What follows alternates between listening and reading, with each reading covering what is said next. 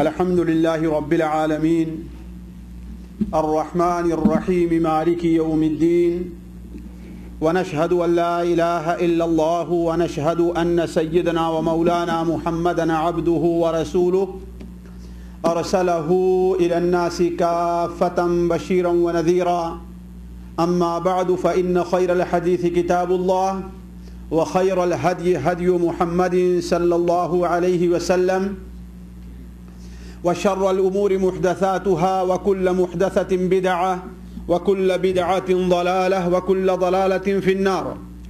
أعوذ بالله السميع العليم من الشيطان الرجيم. بسم الله الرحمن الرحيم. ومن أظلم ممن ذكر بآيات ربه ثم أعرض عنها إنا من المجرمين منتقمون. سبحانك لا علم لنا إلا ما علمتنا إنك أنت العليم الحكيم. رب اشرح لي صدري ويسر لي أمري واحلل عقدة من لساني يفقه قولي واحلل عقدة من لساني يفقه قولي. عزیز ساتھیوں اور دینی بھائیوں، السلام علیکم ورحمۃ اللہ وبرکاتہ۔ آج کی اس مبارک مجلس میں جسے اللہ تبارک و تعالی سے امید ہے اور ہم یہ دعا کرتے ہیں، آپ لوگ اس پر آمین کہیں کہ اللہ تبارک و تعالی اس مجلس کو مبارک بنائے۔ اللہ تبارک و تعالی اس مجلس کو ہماری اور آپ کی نجات کا سبب بنائے۔ اللہ تبارک و تعالی اس مجلس کو ہمارے اور آپ کے ایمان میں اضافے کا سبب بنائے۔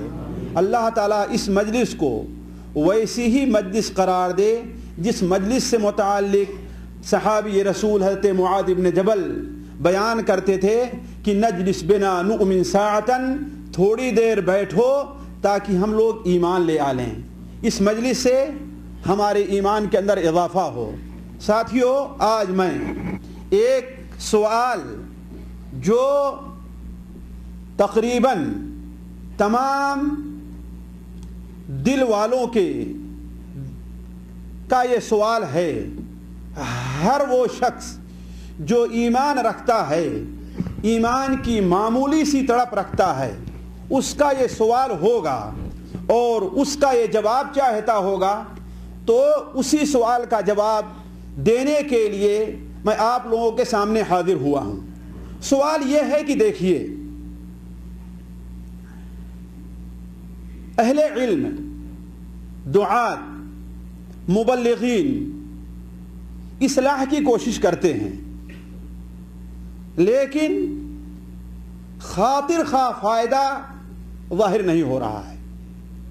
ہمارے بہت سے بھائی اس سعودیہ کے اندر، اگر آپ چاہیں تو میں نام اور پتے کے ساتھ بتلا دوں کہ 20 سال 30 سال 40 سال سے سعودیہ میں موجود ہیں، لیکن جو جہالت، جو بدعت، جو خرافات لے کر کے اپنے ملک سے آئے تھے، آج تک اسی کے اندر ملوث ہیں، ان کے اندر کوئی اصلاح نہیں ہوئی ہے۔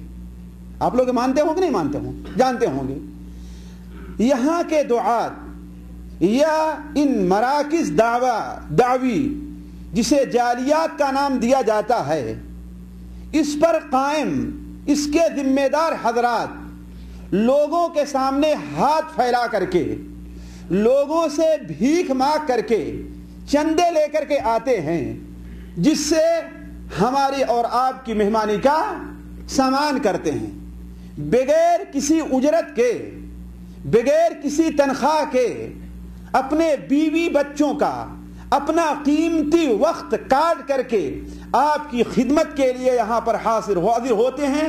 لیکن بہت سے بھائی ہیں، جہاں تک اگر یہ دیواریں نہ ہو تو ہماری آواز پہنچے گی، اتنے قریب میں ہوں گے، لیکن یہاں پر آنے کے لیے تیار نہیں ہوتے، بلکہ یہاں پر آنے والوں کو بہت ہی بری اور گری نظر سے دیکھتے ہیں، ہے کہ نہیں ہے؟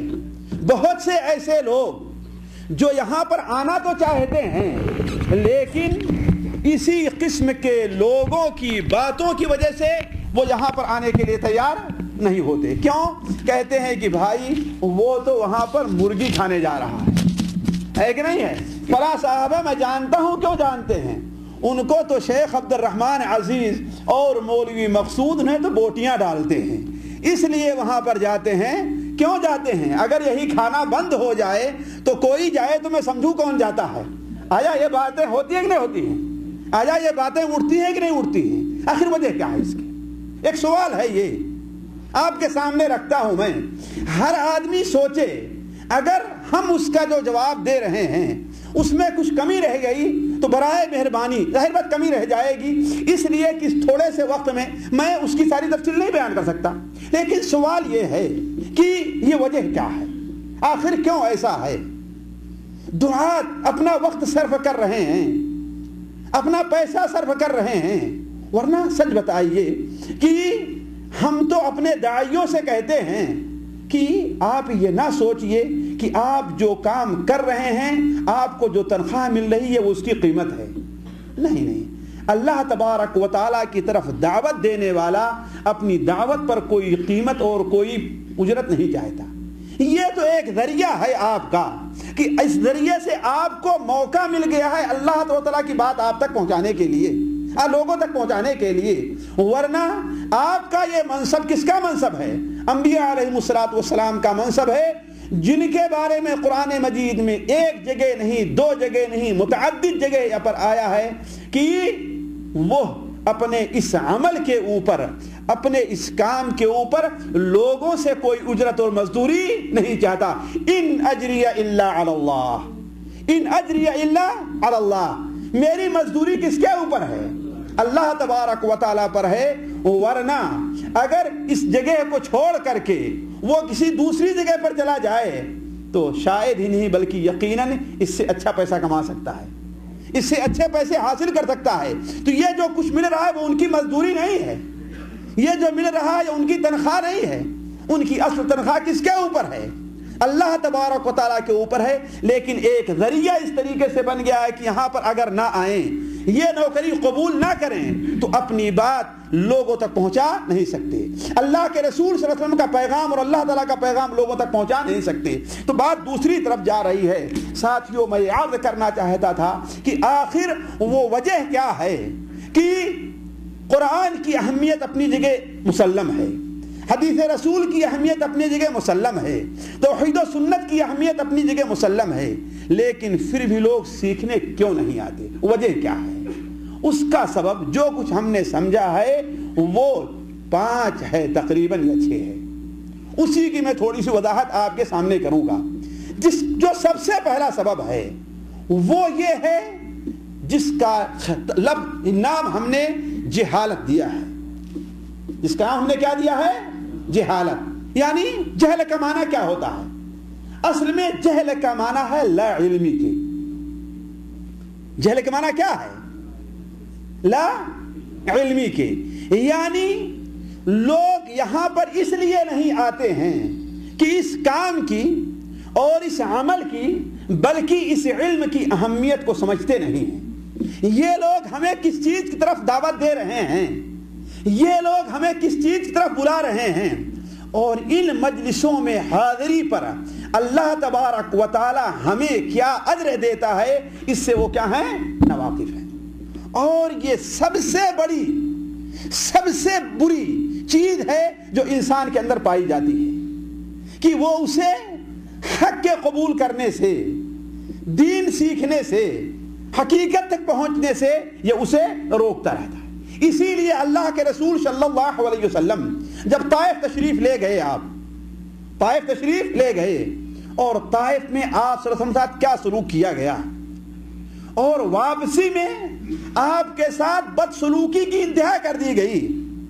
شاید دنیا میں کسی بھی حق کے داعی کے ساتھ یہ سلوک جائز روا نہیں رکھا گیا کہ شہر کے گنڈوں کو، لچوں کو، لفنگوں کو، لونڈوں کو، بدماشوں کو نعوذ باللہ من ذالک اس ذات کے پیچھے لگا دیا گیا جس ذات کے چہرے انور کو دیکھنے کے لیے فرشتے بھی ترستے ہیں. ہے بات صحیح کہ نہیں صحیح ہے؟ آپ کے ساتھ کیا سلوک کیا گیا؟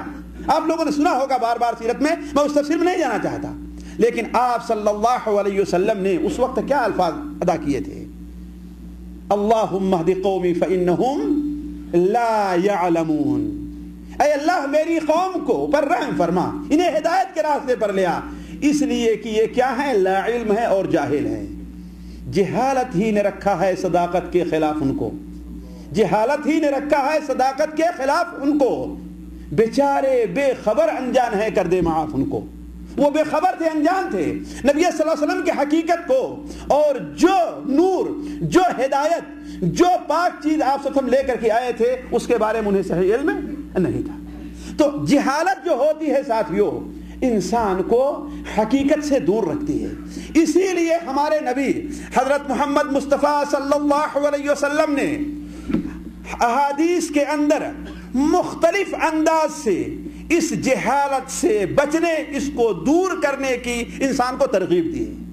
کبھی آپ نے علم کی اہمیت بیان کی، کبھی آپ نے جہالت کی خطرناکی کا ذکر کیا، کبھی آپ صلی اللہ علیہ وسلم نے علم حاصل کرنے پر اللہ تعالیٰ کیا سبب، کیا آپ کو اجر دیتا ہے وہ بیان فرمایا، علمی مجلس میں حاضر ہونے کے کیا فائدے ہیں اور کیا اہمیت ہے، اللہ کے رسول کبھی وہ بیان فرمایا۔ وہ کس لیے؟ تاکہ انسان جہالت کو چھوڑ کر کے اس طرف آئے۔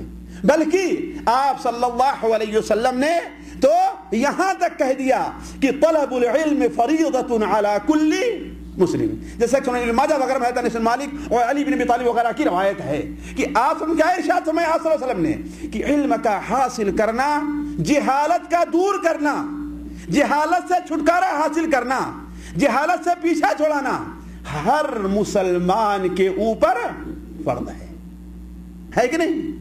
اور آپ صلی اللہ علیہ وسلم نے اس مجلس میں جو آپ لوگ حاضر ہیں، اگر کوئی آدمی جہالت کو دور کرنے کے لیے آئے، علم حاصل کرنے کے لیے آئے، تو اس کے کتنے فضائل بیان فرمائے ہیں میں اس طرف نہیں جانا چاہتا، میں صرف 10 فضائل کا نام آپ کے سامنے رکھ دے رہا ہوں۔ کتنے؟ 10 فضائل کے، اور وہ صرف 2 حدیثوں کی روشنی میں۔ کس نے؟ 2 حدیثوں کی روشنی میں، یا اس میں ایک آدھی حدیث اور اگر ملا دیا ہم نے تو مجھے معاف رکھیں گے آپ لوگ۔ 10 حدیثوں کی 10 فضائل اس مجلس میں حاضر ہونے کے، وہ لوگ جو ان مجالس میں نہیں آنا چاہتے، شیخ بلاتے رہتے ہیں، شیخ دعوت دیتے رہتے ہیں لیکن آنے کے لیے تیار نہیں ہوتے، وہ اس مجلس کی اہمیت اور فضیلت کو نہیں جانتے۔ کیا آپ لوگوں نے صحیح مسلم شریف کی وہ حدیث جو حضرت ابو موسیٰ اشعری سے مروی ہے آپ لوگوں نے نہیں سنی کہ آپ صلی اللہ علیہ وسلم نے ارشاد فرمایا کہ من سلک طریقا یلتمس فیہ علما سہل اللہ بہ طریقا الی الجنہ، جو شخص علم حاصل کرنے کے لیے کسی راستے پر چلتا ہے تو وہ چلتا تو مٹیوں پر ہے، چلتا تو زمین پر ہے، آتا تو ہے جالیات کے لیے جس میں پھٹی ہوئی اس کو بوریاں اور چٹائیاں ملے گی، ہو سکتا ہے گرمی بھی ہو، اس لیے کہ گرمی کے موسم میں اگر یہ تینوں چاروں اے سی چلتے رہیں پھر بھی یہاں پر ٹھنڈک نہیں آئے گی، گرمی ہی محسوس ہوتی رہے گی، ہے کہ نہیں ہے؟ آپ کو پیدل چل کر کے جانا پڑے، ابھی باہر نکلیں گاڑی پہنچنے میں دیری ہو گئی، سردیوں سے آپ ٹھٹر جائیں، سب کچھ ہو، لیکن آپ یہ اطمینان رکھیں آپ جتنے قدم اٹھا رہے ہیں اللہ کی قسم یہ قدم آپ کا ان چیزوں کی طرف نہیں بلکہ جنت کی طرف آ رہا ہے۔ بات صحیح کہ نہیں صحیح ہے؟ یہ میری بات نہیں ہے، یہ کس کا قول ہے؟ جس سے متعلق حضرت عبداللہ بن مسعود رضی اللہ عنہ جب کوئی حدیث بیان فرماتے کیا کہتے ہیں؟ الصادق المصدوق، اس کا قول ہے جو سچ ہے اور اس کے سچ ہونے کی گواہی بھی دی گئی ہے۔ کس نے دیا ہے؟ اللہ تبارک تعالیٰ نے۔ تو پہلا فائدہ تو یہ ہے کہ حضرت ابو ہریرہ کی روایت ہے، ابو موسیٰ اشعری کی، ابو درداء کی دوسری روایت ہے کہ پہلا فائدہ ہے کہ وہ کس طرف جا رہا ہے؟ جنت طرف جا رہا ہے۔ دوسرا فائدہ کیا ہے؟ آپ صلی اللہ علیہ وسلم نے ارشاد فرمایا مجتمع قوم فی بیت من بیوت اللہ، جب بھی کچھ جماعت کے لوگ 2 4 6 5 8 10 20 25 50 200 300 کسی جگہ پر جمع ہو جاتے ہیں، اللہ کے گھر میں جمع ہو جائیں مسجد کے اندر، قرآن پڑھنے کے لیے، کتاب سیکھنے کے لیے، علم حاصل کرنے کے لیے یتدارسونہ بینہم الا حفتہم الملائکہ، تو فرشتے آ کر کے ان کا احاطہ کر، ان کے گھیر لیتے ہیں، ان کے اوپر سایہ فرشتے کر لیتے ہیں. آپ کو محسوس نہیں ہو رہا ہے لیکن فرشتے موجود ہیں یہاں پر، فرشتے آپ کا احاطہ کیے ہوئے ہیں. اگر آج آپ اس کو دیکھ نہیں رہے ہیں، ہے کہ نہیں؟ بہت سے لوگ یہ سوچیں گے کہ ہاں کہاں فرشتہ میں دکھائی کیوں نہیں دیتے، لیکن کوئی ضروری نہیں ہے کہ جو چیز دکھائی نہ دے وہ موجود بھی نہ ہو. آپ کے سامنے کتنے جراثیم ہوں گے بھی، آپ ہے کہ نہیں؟ آپ دہی کھائیے، دہی لیجئے، اس میں کتنے جراثیم ہیں. واللہ اگر آپ خوردبین کے ذریعے سے اس دہی کو دیکھ لیں تو آپ کھائیں گے نہیں، جراثیم ہی جراثیم اس میں پائے جا رہے ہیں. اگر آپ دیکھ لیں، ورنہ تجربہ کر لیں، آپ ایک بار ڈاکٹر کے پاس سے خوردبین لے آ کر کے دیکھیں اور دہی کے ڈبے پر اسے رکھ دیں، واللہ آپ نہیں کھائیں گے، آپ گھن آئے گی، اتنے جراثیم اس کے اندر. لیکن آپ انکار کریں کہ اس میں جراثیم نہیں. تو ہر وہ چیز جو دکھائی نہ دے اس کا انکار نہیں کرنا چاہیے. امام خطیب بغدادی رحمہ اللہ نے اپنی کتاب الرحلہ فی طلب الحدیث کے اندر ایک واقعہ نقل کیا ہے. امام طبرانی رحمہ اللہ کے حوالے سے نقل کیا ہے کہ امام طبرانی رحمہ اللہ ہی کا واقعہ ہے کہ وہ اپنے ساتھیوں کے ساتھ لے کر کے کہیں جا رہے تھے علم حاصل کرنے کے لیے، علم حاصل کرنے کے لیے. تو حالانکہ حدیث سیکھنے جا رہے تھے، ان میں ایک شخص ایسا تھا جو زبان کا بڑا تیز تھا، بڑا منہ پر تھا، جو چیز منہ میں آئے وہ کہہ دے. اس طریقے سے ہمارے ہاں بہت سے لوگ ہوتے ہیں کہ جو چیز منہ میں آئے، خاص طور پر دین کے بارے میں مذاق کرنا، یہ ان کے نزدیک بالکل ایک عام سی چیز ہوا کرتی ہے. تو کہہ رہے تھے امام طبرانی کہ ہمیں دیری ہو رہی تھی، لہذا ہم جلدی جلدی چل کر کے جانا چاہے کہ جلدی پھر جائیں. تو ہم میں سے ایک شخص تھا جو بڑا مذاقی تھا، وہ کہا کہ دیکھو ہم نے سنا ہے حدیث میں کہ جب طلب علم کے لیے بندہ نکلتا ہے تو فرشتے اس کے لیے اپنا پر بچھا دیتے ہیں. تو کہا سنبھال کر کے اپنے قدم رکھو، کہیں تمہارا قدم فرشتوں کے پروں کو توڑ نہ دے. امام طبرانی کہتے ہیں کہ یہ کہنا تھا اس کا کہ وہیں پر اس کے پاؤں میں گویا فالج مار دیا، دوبارہ قدم نہیں اٹھا سکا.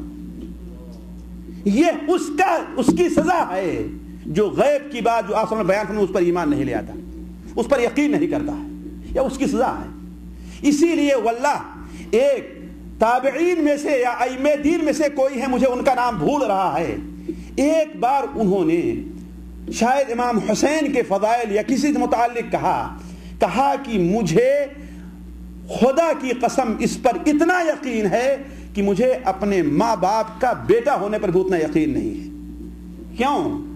کہا اس لیے کہ ہو سکتا ہے میری ماں سے کوئی غلطی ہو گئی ہو اور انہیں کوئی غلط کام کر لیا ہو اور میرے باپ کا نطفہ میں اس کو تو غلط کہہ سکتا ہوں، لیکن حضرت حسین کے جو فضائل اللہ کے رسول بیان فرمائے اس کو میں جھٹلا کیوں؟ اس لیے کہ اس میں غلطی نہیں ہو سکتی. یہ یقین اور ایمان ہونا چاہیے ہمارا آپ صلی اللہ علیہ وسلم کے بتائی ہوئی باتوں پر کہ آپ صلی اللہ علیہ وسلم بیان فرمایا کہ فرشتے ہمیں کیا کرتے ہیں؟ احاطہ کر لیتے ہیں، چھاپ لیتے ہیں، ڈھانپ لیتے ہیں. ہم انہیں دیکھیں یا نہ دیکھیں، لیکن ہمیں یقین ہونا چاہیے کہ ہم اس پر ایمان لے آئیں. تو الا حفتہم الملائکہ ونزلت علیہم السکینہ، ان کے اوپر سکینہ اور اطمینان نازل ہوتا ہے. ساتھیو یہ سوچنے کی بات ہے، یہ غور کرنے کی بات ہے. اگر ہمارا دل کے اندر ایمان ہو، نفاق اور کفر پل نہ رہا ہو، تو جس جگہ اللہ تبارک و تعالی کا ذکر ہوگا وہاں ہمیں سکون اور اطمینان ملے گا. یہ نہیں کہ مولوی صاحب نے تو کہا تھا کہ آدھے گھنٹے کے اندر، کہ ہمیں سنا شیخ صاحب ٹیلی فون کر رہے تھے کسی صاحب کو کہ اگر فرصت ہو تو آدھے گھنٹے کے لیے آ جائیے. اب بیچارے شیخ کہنے پہ آدھے گھنٹے کے لیے تو آ گئے، لیکن یہاں تقریر کتنی لمبی ہو گئی، 1 گھنٹے کی ہو گئی تو طبیعت اکتانے لگی. یہ کیوں ایسا ہوتا ہے ساتھی؟ وجہ کیا ہے؟ واللہ سوچیں. میں ایک مثال دیتا ہوں ابھی کیوں ہوتا ہے. یہ ہوتا ہے کہ ہاں ہمارے دل کے اندر ان چیزوں کی اہمیت نہیں ہے. ہمارے مؤذن صاحب ہیں، انہوں نے ایک بار بڑی بہترین مثال بات کی اور میں جو ہے عام طور پر لوگوں سے بیان کرتا ہوں.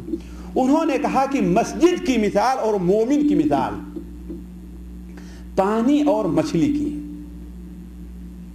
مومن کی مثال اور مسجد کی مثال کس چیز کی ہے؟ پانی اور مچھلی کی ہے. کہ مچھلی پانی میں رہے تو کتنے سکون اور اطمینان سے رہا کرتی ہے۔ اسی طریقے سے مومن مسجد میں آ جائے تو اسے سکون اور اطمینان ملنا چاہیے۔ مچھلی کو پانی سے نکال دیجیے تو اس کی کیسی کیفیت ہو رہا کرتی ہے۔ اس طریقے سے مومن جب مسجد سے باہر جاتا ہے کام کے لیے، ضرورت کے لیے، تو اس کا دل گھبراتا رہتا ہے، پریشان رہتا ہے، کتنا جلدی مجھے دوبارہ موقع ملے مسجد میں جانے کے لیے، ہے کہ نہیں؟ سوچیں ہماری یہ کیفیت ہوتی ہے؟ ہم تو انتظار کرتے رہتے ہیں کہ 5 منٹ باقی ہے اذان میں، جماعت کھڑی ہونے میں، ہے کہ نہیں ہے؟ اس لیے باہر کھڑے ہو کر کے انتظار کر لو، مسجد میں داخل نہ ہو۔ اور اگر امام صاحب نے تھوڑی سی لمبی صورت پڑھا دی تو، اسی لیے ہمارے بھائیوں کا عام طور پر ہم لوگوں کا یہ ہے کہ ہم اسی مسجد کا انتخاب کرتے ہیں تراویح پڑھنے کے لیے جس میں امام خوب جلدی جلدی پڑھاتا ہے اور خوب مختصر تراویح پڑھاتا ہے کہ نہیں؟ نماز جلدی کھڑی ہوتی ہے اور امام مختصر قرات کرتا ہے، مختصر نماز پڑھاتا ہے کہ نہیں ہے؟ یہ اس کا مطلب ہے ساتھیو، ہمیں اپنے ایمان کی تجدید اور اصلاح کی ضرورت ہے، ایمان کی تجدید اور اصلاح کی ضرورت ہے۔ تو بات نکلی یہاں سے کہ نزلت علیہم السکینہ، تیسرا فائدہ کیا ہے کہ ان کے اوپر سکینت نازل ہوتی ہے، اور چوتھا فائدہ کیا ہے؟ غشیتہم الرحمہ، اللہ تبارک و تعالیٰ کی رحمت ان کو ڈھانپ لیتی ہے۔ جب تک یہاں پر آپ موجود ہیں اللہ تعالیٰ کی رحمت میں ہیں، اور یہ بات آپ نوٹ کر لیں کہ اگر آپ آنے میں مخلص ہیں، یہاں بیٹھنے میں مخلص ہیں، اور آپ مومن ہیں، خدا نخواستہ آپ کے اوپر کسی وجہ سے یہاں پر اگر موت طاری ہو گئی تو آپ انشاءاللہ جنتی ہیں۔ کیوں؟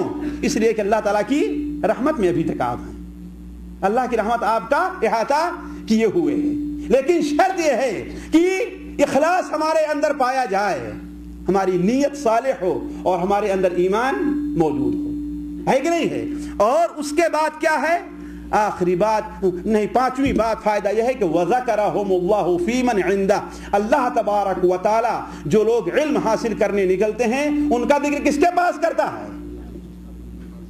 کس کے پاس؟ یہ معمولی سی چیز ہے جی، معمولی سی چیز۔ واللہ اگر آپ کو فخر سے بیان کریں گے اور آپ کا سینہ آپ کے شڈ سے باہر آ جائے گا، اتنا پھول جائے گا، اگر یہ معلوم ہو جائے کہ مذنب کے محافظ کے پاس آپ کا ذکر خیر ہو رہا تھا، ہے بات صحیح کہ نہیں صحیح؟ کس کے پاس؟ امیر کے پاس آپ کا ذکر خیر ہو رہا تھا کہ بڑا اچھا آدمی ہے، بڑا اچھا کام کرتا ہے، بڑی امانتداری کے ساتھ کام کرتا ہے، تو یہاں پر آپ کا ذکر ہو تو آپ لوگوں سے فخر کے طور بیان کریں گے نہیں بیان کریں گے؟ جی چہ جائے کہ آپ کا ذکر کس کے پاس ہو؟ اللہ تعالیٰ کے پاس ہو، تو یہ فخر کی بات ہے کہ نہیں ہے؟ اور اللہ تعالیٰ آپ کا ذکر کر رہا ہے نا؟ ذکر میرا مجھ سے بہتر ہے کہ اس مجلس میں ہے، اس مجلس میں ہمارا ذکر ہو رہا ہے۔ یہ ہم سے کتنے، واللہ دنیا کی ساری طاقت بھی اگر، دنیا کی ساری دولت بھی اگر ہمیں مل جائے تو یہ چیز ہمیں حاصل ہونے والا نہیں۔ یہ 5 فائدے ہوئے، 5 فضائل ہوئے۔ چھٹا فضل کیا ہے کہ اللہ تعالیٰ کے رسول فرمایا، سنن ابو داؤد کی روایت ہے، ان الملائکۃ لتضع اجنحتها، فرشتے طالب علم کے لیے اپنا پر بچھا دیتے ہیں کہ زمین پر نہ چلو، تم بڑے مبارک لوگ ہو سکتا ہے تمہاری اسی برکت کی وجہ سے اللہ تعالیٰ ہمارے اوپر رحم کر دے۔ ظاہر بات فرشتے تو جہنم میں جانے والے نہیں، اس لیے ان کے اوپر نہیں، لیکن فرشتوں کے مقام کے اندر اضافہ ہے کہ نہیں ہے؟ اللہ تعالیٰ ہو سکتا ہے اس کی وجہ سے کہتے ہیں کہ اللہ کیوں؟ اس لیے کہ مومن کی مدد کرنے سے، مومن کے ساتھ بھلائی کرنے سے اللہ تعالیٰ فرشتوں کے مقام میں اضافہ کرتا ہے۔ اب ہم سے آپ دلیل پوچھیں گے، اس لیے کہ اہل حدیث لوگ بغیر دلیل کے ماننے کے لیے تیار نہیں ہوتے کہ مولوی صاحب بھی بات کہاں سے کہہ رہے ہیں، پوچھیں گے نا دلیل کیا ہے؟ اس کی دلیل کیا ہے؟ اس کی دلیل میں صحیح بخاری شریف سے دے رہا ہوں۔ کہاں سے؟ صحیح بخاری شریف سے۔ صحیح بخاری شریف میں ہے، کہتے جبرائیل علیہ السلام اللہ کے رسول صلی اللہ علیہ وسلم کی خدمت میں حاضر ہوئے اور کہا کہ اے محمد، اللہم صلی علی محمد، یہ بتائیے کہ جو مسلمان بدر میں شریک ہوئے تھے ان کا مقام آپ کے نزدیک کیا ہے؟ کیا سوال تھا؟ کہ جو مسلمان غزوہ بدر میں شریک تھے ان کا مقام آپ کے نزدیک کیا ہے؟ تو آپ نے کیا بیان فرمایا کہ بہت ہی نیک اور اچھے مسلمانوں میں ان کا شمار ہے. اور دوسری حدیث صحیح بخاری شریف کی ہے، آپ نے بیان فرمایا کہ جو شخص غزوہ بدر میں شریک رہا ہے وہ اس کو آگ چھوئے تک بھی نہیں. آگ میں داخل ہونا تو دور کی بات ہے، آگ اسے چھوئے گی نہیں تک. تو حضرت جبریل نے فرمایا اے محمد صلی اللہ علیہ وسلم، اسی طریقے سے ان فرشتوں کو بھی ایک اونچا مقام حاصل ہے جو غزوہ بدر میں مسلمانوں کی مدد کے لیے حاضر ہوئے تھے. مل گئی دلیل؟ نہیں دلیل جی صحیح بات ہے نا. تو فرشتے آپ کے لیے اپنا پر اسی لیے بچھا دیتے ہیں کہ یہ بڑا اچھا کام کرنے آپ جا رہے ہیں. اسی طریقے سے ساتھیوں ساتواں فائدہ یہ ہے کہ ان العالم لیستغفر له، عالم کے لیے دنیا کی ہر چیز دعائے مغفرت کرتی رہتی ہے. طالب علم کے لیے دنیا کی ہر چیز دعائے مغفرت کر رہی ہے. حتیٰ کہ آپ نے کیا بیان، سنن ابن ماجہ کی روایت ہے، حتیٰ کہ چونٹیاں اپنے سوراخ میں اور مچھلیاں پانی کے اندر طالب علم کے لیے دعائیں مغفرت کرتی رہتی ہیں. آپ اپنے مقام کو پہچانا نہیں. وہ لوگ جو ان مجلسوں کے اندر حاضر نہیں ہوتے، ان میں آنا نہیں چاہتے، یہاں آنے والے لوگوں کو برا سمجھتے ہیں، انہیں گری نظر سے دیکھتے ہیں، انہیں حقارت کی نظر سے دیکھتے ہیں، چاہے جس مقصد سے ہو، واللہ وہ اس نعمت سے محروم ہے، وہ اس نعمت کو جانتے نہیں ہیں. ایک تابعی نے بڑی بہترین بات کہی تھی کہ جو لطف اور مزہ ہمیں تہجد کی نماز میں آتا ہے، خدا کا شکر ہے کہ حاکموں، بادشاہوں، وزیروں، لیڈروں کو وہ مزہ معلوم نہیں ہے. اللہ کا شکر ہے کہ وہ مزہ انہیں معلوم نہیں ہے، اس لیے کہ اگر وہ انہیں معلوم ہو جائے کہ اس میں کتنا لطف آتا ہے تو رات میں ہمیں اپنے مسلوں پر بیٹھنے بھی نہیں دیں گے. جس طریقے سے کرسیوں تک نہیں پہنچنے دیتے ہمیں، جس طریقے سے ووٹ ہمیں حاصل نہیں کرنے دیتے، اس طریقے سے ہمیں رات میں تہجد کی نماز پڑھنے نہیں دیں گے. یعنی انہیں وہ لطف اور مزہ معلوم نہیں ہے.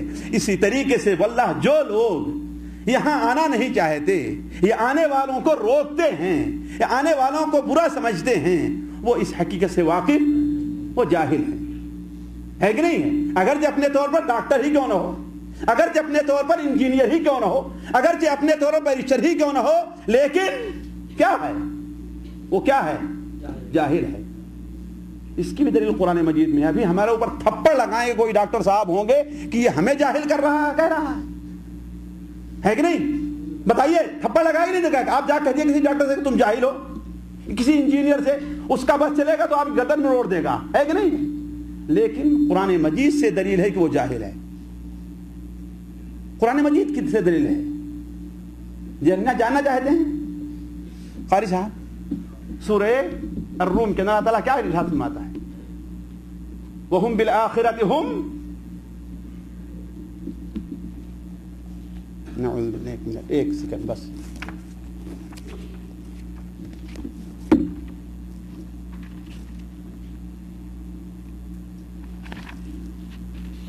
ہاں دیکھیں، یہ 36 نمبر کی آیت ہے.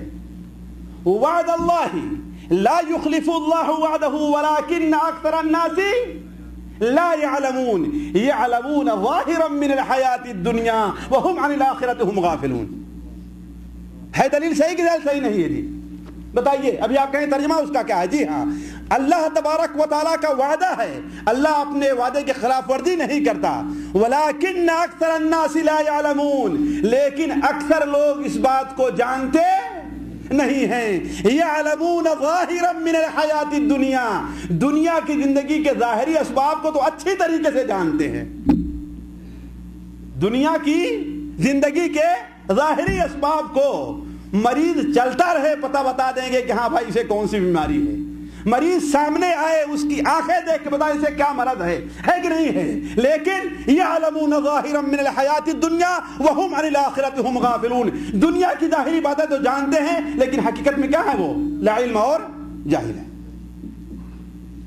بات صحیح کہ نہیں صحیح ہے؟ قرآن مجید کے سورہ الروم کی 6 اور 7 آیت کا ترجمہ اٹھا کر کے دیکھ لیجیے یہاں سے جانے کے بعد کہ جو شخص شریعت سے غافل ہے، شریعت کی باتوں کو نہیں جانتا، آخرت کے امور کیا ہیں، آخرت کس ذریعے ملنے والی ہمیں، آخرت میں ہمیں کیا حاصل ہونے والا ہے، آخرت کی کیا اہمیت ہے، آخرت کو کیسے فضیلت دینی چاہیے، اگر یہ نہیں جانتا ہے تو انسان کیا ہے؟ جی جاہل ہے۔ تو میں عرض کر رہا تھا آپ سے کہ بات یہاں سے کہ وَإِنَّ الْعَالِمَ، اور عالم جو علم حاصل سکھا رہا ہے، علم حاصل کر رہا ہے، جان رہا ہے، اس کے لیے زمین کی ہر چیز دعائے مغفرت کرتی ہے، حتیٰ کہ پانی کے اندر مچھلیاں بھی۔ اور وَفَضْلُ الْعَالِمِ عَلَى الْعَابِدِ كَفَضْلِ الْقَمَرِ لَيْلَةَ الْبَدْرِ عَلَى سَائِرِ الْكَوَاكِبِ، اور جاننے والے کی فضیلت نہ جاننے والے پر وہ ویسی ہی ہے جیسے کہ چاند 14ویں رات کا چاند ہو اور اس کے مقابلے میں دوسرے تارے ہوں۔ دونوں میں کتنا بڑا فرق ہے جی، کتنا بڑا فرق ہے دونوں میں، جی ہاں اس طریقے سے فرق ہے۔ اور 9واں فائدہ یہ ہے، فضل یہ ہے کہ عالم کیا ہوتا ہے؟ انبیاء کا وارث ہے کہ نہیں ہے؟ اسی لیے اللہ کے رسول صلی اللہ علیہ وسلم کیا چھوڑ کر کے گئے ہیں؟ علم چھوڑ کر کے گئے ہیں۔ اسی لیے آپ کے بعد آپ کے خاندان کا کوئی آدمی خلیفہ بنا ہے؟ آپ کا بیٹا، آپ کی بیٹی ہے کہ نہیں ہے؟ بھٹو کے بعد تو بے نظیر بھٹو بنا دی ہے نا، اور بے نظیر بھٹو کے بعد بلاول، یا کیا نام، بلاول بیٹے کو تو بنا دیا گیا، لیکن اللہ کے رسول صلی اللہ علیہ وسلم کی وفات کے بعد کس کو بنایا گیا؟ حضرت ابوبکر۔ کیوں؟ اس لیے کہ تمام صحابہ کرام میں سب سے بڑے عالم، سب سے بڑے متقی، سب سے بڑے پرہیزگار اور سب سے افضل تھے، اس لیے ان کو خلیفہ بنایا گیا۔ اللہ کے رسول صلی اللہ علیہ وسلم کے علم کے سب سے بڑے وارث کون تھے؟ حضرت ابوبکر صدیق رضی اللہ تعالیٰ تھے، اس لیے ان کو مقام حاصل ہوا ہے۔ اور آخری فائدہ مستدرک حاکم کی روایت میں ہے کہ جو شخص کسی مسجد کی طرف جائے اس کا مقصد صرف علم حاصل کرنا ہے، تو گویا وہ شخص جنت میں اپنا ٹھکانہ بنا لے رہا ہے، وہ جنت کی طرف جا رہا ہے۔ تو ساتھیوں، عرض کرنے کا مقصد یہ ہے کہ میں آپ سے یہ بات عرض کر رہا تھا کہ علم کے بڑے فائدے ہیں۔ جو لوگ یہاں نہیں آنا چاہتے یا نہیں حاصل کرتے، وہ علم کے فائدوں سے کیا ہیں؟ محروم ہیں۔ یہی چیز انہیں بتانی ہے کہ علم کا کیا فائدہ ہے، اور انہیں یہ بتانا ہے کہ جہل کے کتنا بڑا نقصان ہے۔ چند نقصانات میں صرف نام گناتا ہوں، اس لیے کہ اگر میں انہیں گناتے چلوں تو میں اور دوسری طرف نہیں جا سکتا۔ پہلا فائدہ یہ ہے کہ جہالت جو ہے جہنم کا سبب ہے، جیسا کہ ابھی شیخ نے آپ کے سامنے سورہ ملک کی آیت آپ کے سامنے رکھی ہے نا، کہ وہ لوگ جہنم میں جا کر کیا کہیں گے؟ قالوا لو كنا نسمع او نعقل ما كنا في اصحاب السعير، کیا کہیں گے؟ کاش کہ ہم سن لیے ہوتے مولوی صاحب کی بات کو، ہم سن لیے ہوتے دین کے داعی کی بات کو، ونعقل، اور اسے سمجھ لیے ہوتے، سیکھ لیے ہوتے، تو آج ہم جہنم کے اندر نہ جاتے۔ تو لا علمی اور جہالت انسان کو کہاں لے جاتی ہے؟ جہنم میں۔ اور جہالت انسان کو گمراہی کی طرف لے جاتی ہے۔ گمراہی کا سبب ہے کہ نہیں ہے؟ گمراہ انسان کیوں ہوتا ہے؟ اس لیے کہ لا علم ہوتا ہے، جاہل ہوتا ہے کہ نہیں ہے؟ انسان گمراہ کیا ہوتا ہے؟ اللہ کے رسول صلی اللہ علیہ وسلم نے صحابہ کرام کا ایک لشکر سنن بخاری سنن ابو داؤد میں ہے کہ آپ نے جہاد کے لیے بھیجا، ان میں سے ایک صحابی کے سر کے اندر چوٹ لگ گئی، ہے کہ نہیں؟ اور رات میں جب سوئے تو انہیں غسل کی حاجت ہو گئی، احتلام۔ انہوں نے کہا بھائی مجھے اب کیا کرنا چاہیے؟ تو لوگوں نے کہا نہیں تم غسل کرو، تمہارے اوپر بغیر غسل کے تم پاک نہیں ہوگے۔ اس بیچارے نے، صحابی نے غسل کیا، اور اسی غسل کرنے کی وجہ سے ان کا انتقال ہو گیا۔ سردی کا موسم تھا، انتقال ہو گیا۔ جب واپس آئے تو آپ صلی اللہ علیہ وسلم نے کیا فرمایا؟ قتلوہ قاتلہم اللہ۔ جہالت کی بنیاد پر یہ فتویٰ کیوں دیا انہوں نے؟ اسے قتل کیا، اللہ ان کو ہلاک کرے۔ پوچھا کیوں نہیں؟ جاہل کا کے لیے شفا کیا ہے؟ کہ وہ سوال کر لیا کرے۔ تو جہالت کیا ہے ساتھیوں؟ گمراہی کا راستہ ہے۔ اسی لیے اس دنیا میں گمراہی کب پھیلے گی؟ جب عالم دنیا میں نہیں رہ جائیں گے۔ بخاری شریف کی حدیث آپ لوگوں نے بہت بار سنا ہوگا، ہے کہ نہیں ہے کہ اس علم کو اللہ تعالیٰ علم کو نہیں اٹھا لے گا بلکہ اللہ اہل علم کو اٹھا لے گا. جب اہل علم نہیں رہ جائیں گے تو لوگ بغیر علم کے جاہلوں سے فتوا پوچھیں گے, وہ بغیر علم کے فتوا دیں گے, خود بھی گمراہ ہوں گے اور دوسروں کو بھی گمراہ کریں گے. حدیث سنا ہے نا. تو جہالت انسان کو گمراہی کی طرف لے جاتی ہے. اور سب سے بڑی بات تو یہ ہے, انسان شرک جو کرتا ہے اور بدعات جو کرتا ہے وہ جہالت کی بنیاد پر کرتا ہے. واللہ میرا یہ دعویٰ اور چیلنج ہے, ہندوستان, پاکستان, بنگلہ دیش, یہاں کی پبلک کے اندر اللہ تعالیٰ نے بڑی خیر رکھی ہے. اگر یہ جعلی مولویوں, دھوخے باز مفتیوں سے اگر اس قوم کو چھٹکارا مل جائے, واللہ اس کے اتنا خیر کسی دنیا کی دوسری قوم کے اندر اللہ تعالیٰ نے نہیں رکھا. اسی لیے آج بھی لوگوں کو جب حقیقت معلوم ہو جاتی ہے تو بڑی آسانی سے دین کو قبول کر لیتے ہیں, ہے کہ نہیں ہے. تو شرک کے اندر کیوں پڑے ہوئے ہیں, بدعات میں کیوں پڑے ہوئے ہیں, کفر ان سے کیوں صادر ہو رہا ہے, وجہ اس کی کیا ہے؟ اس لیے کہ جہالت ہے, علم نہیں ہے. اگر علم حاصل ہو جائے, واللہ اگر وقت ہوتا تو میں اپنا اور اپنے دعات کے کتنے ایسے واقعات آپ کے سامنے بتائے کہ کتنے لوگ بری طریقے سے اپنے مذہب کے اوپر جو ہندوستان, پاکستان, بنگلہ دیش سے لے کر کے آئے تھے اڑے ہوئے تھے, لیکن جب حقیقت ان کے سامنے کھل گئی تو اسے توبہ کر لیا, اور بلکہ اپنے یہاں گئے تو داعی بن کر کے گئے, ہے کہ نہیں ہے. تو جہالت جو ہے شرک, بدعات اور کفر کا دروازہ کھولتی ہے. اور سب سے اہم چیز تو یہ ہے کہ ساتھیو, جہالت شیطان کو محبوب ہے. شیطان کبھی نہیں چاہتا کہ آپ علم حاصل کریں, کہ چاہتا ہے کبھی. اسی لیے ہمارے بہت سے بھائی جو جمعرات کو اس من مرکز میں کیوں نہیں آ پاتے, ان سے پوچھئے تو کوئی نہ کوئی بہانہ, کوئی نہ کوئی کام بتا دیں گے. آج کوئی دوست ان کے پاس آ گیا, شیطان کسی دوست کو ان کے پاس لے کر کے چلا گیا, ہے نا. آج کسی کو کپڑا دھونے کی ضرورت پڑ گئی, ہے نا.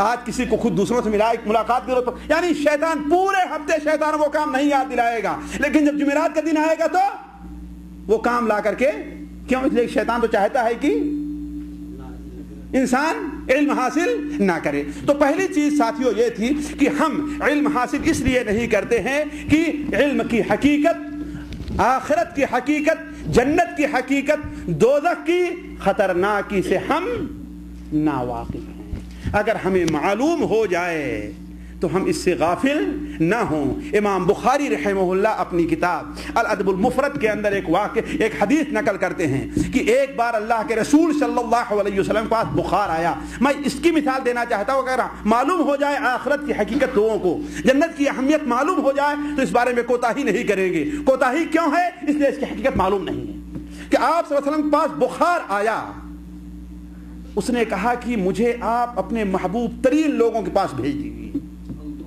اس لیے کہ بخار اور بیماری ساتھیوں بسا اوقات اس کا ہمیشہ اگر مومن ہے تو اس کے لیے رحمت ہے کہ نہیں ہے.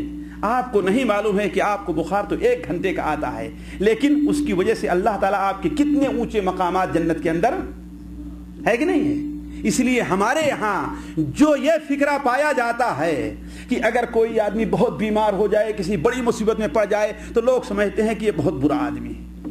بعض لوگ کہتے ہیں اس نے بہت بڑا کوئی گناہ کیا ہوگا کہ اللہ تعالیٰ نے اس کے اندر اسے مبتلا کیا ہے. ارے بے وقوف, ارے جاہل, تجھے معلوم نہیں ہے کہ اللہ تبارک و تعالیٰ بسا اوقات بندے کا ایک اونچا مقام رکھتا ہے. کہاں؟ جنت میں. بندہ اپنے عمل کے ذریعے سے وہ مقام نہیں پاتا تو اللہ تعالیٰ اسے مصیبتوں اور پریشانیوں کے اندر مبتلا. ورنہ سوال ہے, یہ بتائیے حضرت حسین رضی اللہ تعالی عنہ کو جو ظلمن شہید کیا گیا, انہوں نے کون سا دینا کا کام کیا تھا؟ نعوذ باللہ من ذالک. کہاں چوری کی تھی, کہاں ڈاکہ ڈالے تھے, کیا کیا تھا انہیں؟ کوئی گناہ کا کام کیا تھا؟ بتائیے.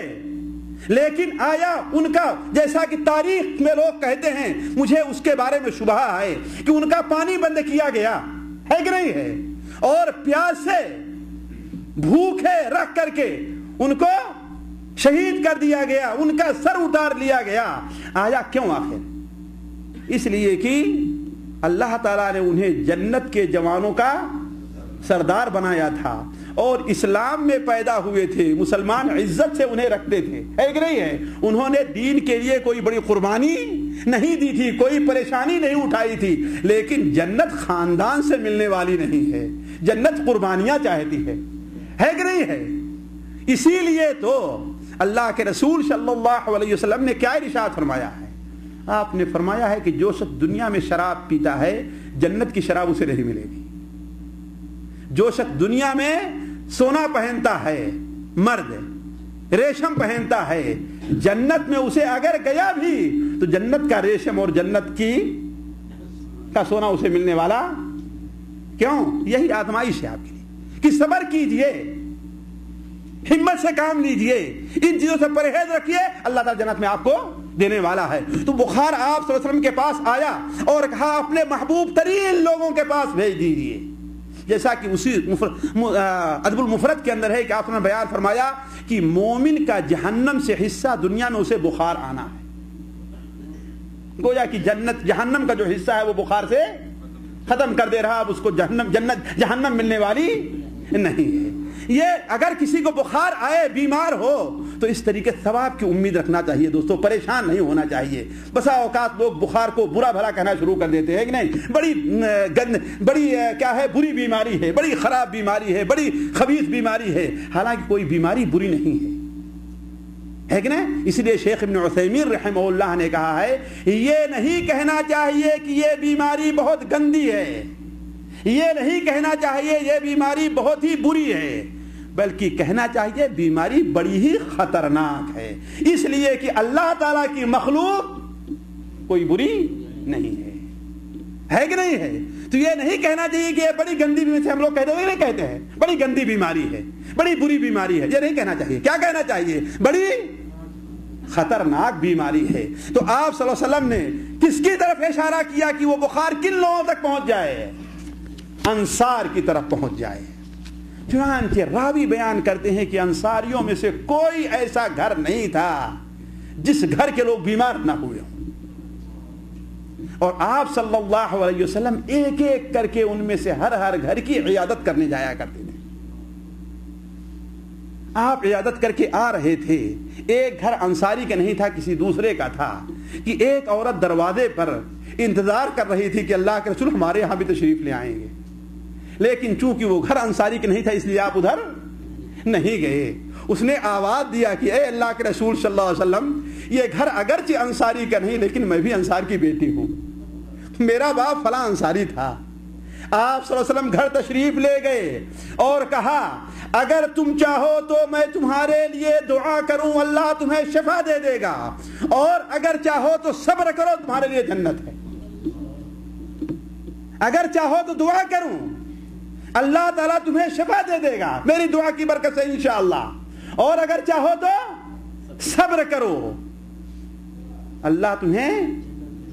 اس نے کیا کہا کہ اللہ کے رسول بڑی پریشان، بہت تکلیف ہو رہی، صبر نہیں ہوتا ہے، آپ دعا کر دیے شفا کے لیے، ہے نا. جس طریقے سے ہم میں لوگ بہت سے تجارت کرتے ہیں، ہے کہ نہیں، دیکھتے ہیں کہ سچ بول کر کے یہ دھندا نہیں چلتا، جھوٹ بولنا جانتے ہیں کہ غلط ہے، جھوٹ بولنا شروع کر دیتے ہیں. ہوتا ہی نہیں ہوتا ہے. ہمارا حال تو یہ، ہم سے صبر یہ نہیں ہوتا ساتھیوں، ہے کہ نہیں. منع کرو تو کہتے ہیں مولوی صاحب بغیر جھوٹ بولے کام ہی نہیں چلتا. پوچھ لیجیے آپ تاجروں سے، ہے کہ نہیں ہے. لیکن اس اللہ کی بندی نے کیا کہا اے اللہ کے رسول صاحب، جنت کو تو میں خطرے میں نہیں ڈال سکتی. جنت کو میں خطرے میں کیوں؟ اس لیے کہ جنت کی حقیقت سے وہ جاہل، جنت کی حقیقت وہ اس طریقے سے. ہمارے وہ بھائی جو یہاں آنا نہیں چاہتے ہیں، جو روکتے ہیں، اگر انہیں آخرت کی اور جنت کی حقیقت اور سنت کی حقیقت معلوم ہو جائے تو واللہ آپ کو یہاں بیٹھنے نہیں دیں گے. وہ آپ سے پہلے آ کر کے یہاں پہ جگہ سنبھال لیں گے. تو کہنے کا مطلب کہ پہلی وجہ جو ہمیں علم حاصل کرنے سے روکتی ہے ساتھیوں، وہ کیا ہے؟ یہ حالت ہے ولا علمی ہے. دوسری وجہ کیا ہے؟ دوسری وجہ اتباع ہوا ہے. یعنی کہیں کہ یہ کون سا لفظ آپ بول رہے ہیں؟ خواہشات کی پیروی ہے. اللہ تعالیٰ نے انسان کے اندر متعدد خواہشات رکھی ہیں، ہے کہ نہیں ہے. ہمارے اندر کھانے کی خواہش ہے کہ نہیں، ہمارے اندر مال کی خواہش ہے، ہمارے اندر بیوی کی خواہش ہے، ہمارے اندر بچوں کی خواہش ہے، ہمارے اندر شہرت کی خواہش ہے کہ نہیں. جو لوگ لیڈر بنتے ہیں کسی شہرت ہی کے لیے تو نا، اور سب سے بڑی خواہش انسان اندر کیا پائی جاتی ہے؟ شہرت کی خواہش ہے. اسی لیے شہرت کے لیے، کرسی حاصل کرنے کے لیے بسا اوقات انسان اپنے ماں باپ کو بھی قتل کر دیتا ہے. ہے کہ نہیں ہے؟ سب سے بڑی شہرت انسان شہوت انسان کے اندر یہ پائی جاتی ہے، کون سی؟ ریاست اور شہرت کی۔ اسی لیے دیکھیے شہرت کا معاملہ تو یہ ہے کہ بعض ملکوں میں مقابلہ اس بات کا ہوتا ہے یہ کون سب سے بڑا بدصورت ہے بات صحیح کہ نہیں صحیح ہے؟ صرف خوبصورتی کی نہیں، اس کا مقابلہ ہوتا ہے کون سب سے بڑا بدصورت ہے۔ حتیٰ کہ مجھے اچھی طریقے سے یاد ہے کہ بسا اوقات مدرسے میں بچے مقابلہ کرتے تھے کہ کون زور سے ہوا کھولتا ہے کہ نہیں ہے؟ تو کس لیے؟ شہرت کے لیے۔ تو انسان کے اندر متعدد خواہشات پائی جاتی ہیں، اور یہ خواہشیں اسے دین سیکھنے سے، علم حاصل کرنے سے روکتی ہیں۔ واللہ آپ غور کریں، یہاں نہیں، شاید میں اپنی بات آپ کے دل تک نہ اتار سکوں کہ میں کیا کہنا چاہتا ہوں، لیکن آپ جا کر کے اگر سوچیں تو بہت سی انسان کے جو خواہشیں پائی جاتی ہیں، مال کی خواہش ہے، بیوی کی خواہش ہے، بچوں کی خواہش ہے، دولت کی خواہش ہے، نوکری کی خواہش ہے، دکان چلنے کی خواہش ہے، بہت سی ایسی خواہشیں جو انسان کے اندر ہیں، وہ اسی لیے اسے دین حاصل کرنے، علم حاصل کرنے سے روکتے۔ بس بہت سے لوگ دکان نہیں بند کرتے، کیوں؟ یہاں پر نہیں آتے، کیوں؟ اس لیے کہ دکان، بہت سے لوگوں کا اوور ٹائم لگ گیا ہے، اوور ٹائم پر تو خوشی ہوں گے، کہیں گے اچھا ہوا، چلو مولوی صاحب پاس روزانہ جایا کرتے ہیں، ہے بات صحیح کہ نہیں صحیح ہے؟ اس لیے پڑھتے رہیں گے، آدھا سیکھ لیں گے، لیکن اتنے میں اوور ٹائم لگ گیا تو کیا ہے؟ پڑھنا ہے، بات صحیح کہ نہیں صحیح؟ تو بہت سے لوگ خواہشات کے پیچھے رہ کر کے دین سے دور بھاگتے ہیں۔ میں صرف ایک مثال دے کر کے، حالانکہ بہت سی حدیثیں، خاص تو ہم نے 5-6 حدیثیں نوٹ بھی کی تھی، لیکن وقت نہیں، میں صرف ایک مثال دے کر کے آپ سے آگے بڑھتا ہوں۔ قرآن مجید میں ایک سورت ہے التغابن، سورہ التغابن ہے۔ قاری صاحب اس کا آخری رکوع کیا ہے؟ آخری رکوع نا من کریتم سورہ طلاق میں ہے قاری صاحب نا، یا ایھا الذین آمنوا ان من ازواجکم واولادکم عدوا لکم فاحذروہم، یہ آخری رکوع ہے۔ یہاں لوگ رکوع بھول گئے، یہاں احزاب لوگ یاد رکھتے ہیں کہ نہیں ہے، لیکن ہمارے ملکوں میں عام طور پر کیا چلتا ہے؟ رکوع چلتا نا، رکوع چلتا ہے۔ یا ایھا الذین آمنوا ان من ازواجکم واولادکم عدوا لکم فاحذروہم، اے ایمان والو، تمہاری بیویاں اور تمہارے بچے تم میں سے بہت کہاں ہیں، تمہارے لیے دشمن ہے، ان سے پرہیز کرو، ہے کہ نہیں؟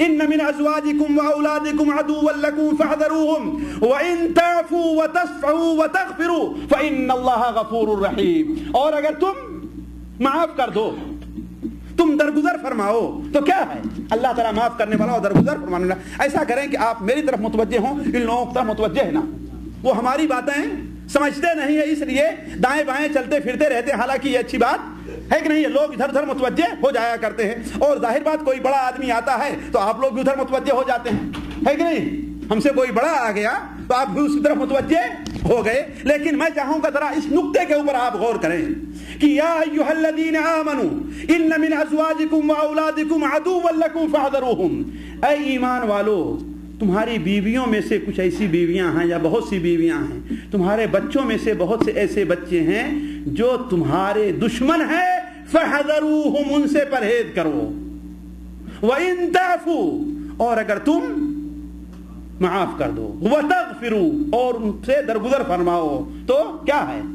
ارشاد فَإِنَّ اللَّهَ، تو اللہ تعالیٰ بھی تمہیں معاف کرے گا، تمہارے اوپر رحم کرے گا۔ یہ آیت کیوں نازل ہوئی؟ اس کا سبب نزول کیا ہے؟